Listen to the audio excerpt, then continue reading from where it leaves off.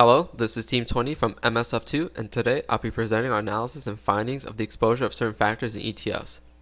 Although momentum and profitability were appealing to analyze, the team decided on using the market, size, and value factor for our analysis, as we believe these factors would give the most exposure in their respective ETFs while minimizing the cost to implement these factors.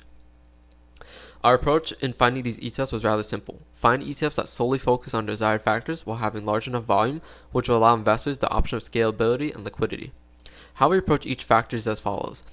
We first uploaded our data on the factors that was on a daily period, while also using Yahoo Finance to automatically download, modify, and import the data desired into Python. We used data within the past 5 years because with how the financial market has evolved over the decades, we believe using the most up-to-date data will give the most accurate results.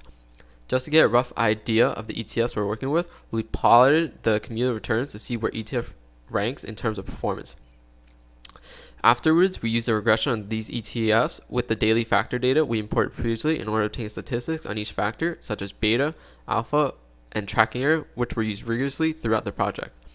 In order to rank each ETF, we used a tracking error over beta approach, where this supplies the amount of error per unit of exposure. The entire process was applied throughout each factor to obtain quote-unquote the best ETF from each factor.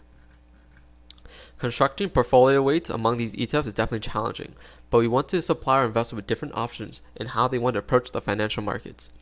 The first weighting construction was developed by our team, where we essentially mapped out areas of strengths and weaknesses among the factors, analyzed how the market condition, specifically volatility, plays a role in the effect of returns among each factor, and then use an adaptive weighting method based on volatility to capture the stronger moves of certain factors while also minimizing potential drawdowns.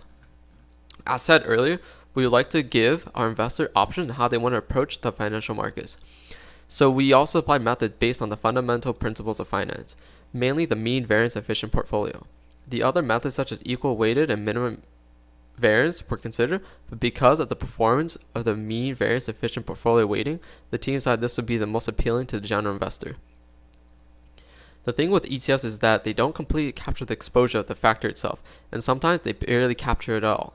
With this being said, if it was possible to trade the factors directly, our team modeled how the allocation changed within the mean variance efficient portfolio.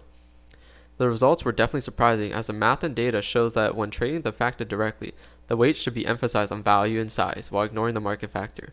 Although this is what the trading factor directly entails, it is not possible to do so, which is why we still recommend the weights provided in our mean efficient variance portfolio or our factor strength based weighting portfolio. Looking at the ETFs as a whole and each factor shows us there are definitely more costs to some factors when trading the ETF variance. This can be seen in the value factor, as the ETFs in the value factor have significantly more tracking error per unit of beta and just overall less exposure to the direct factor. On the other hand, the market factor can be seen as much cheaper, as there is little tracking error per unit of beta, with all of the market ETFs with strong exposure to the market. Within this pool, the market factor is the best to implement, which is supported by both portfolio weighting methods, where there was a large emphasis on the market factor. I hope you enjoyed the presentation and have a good day.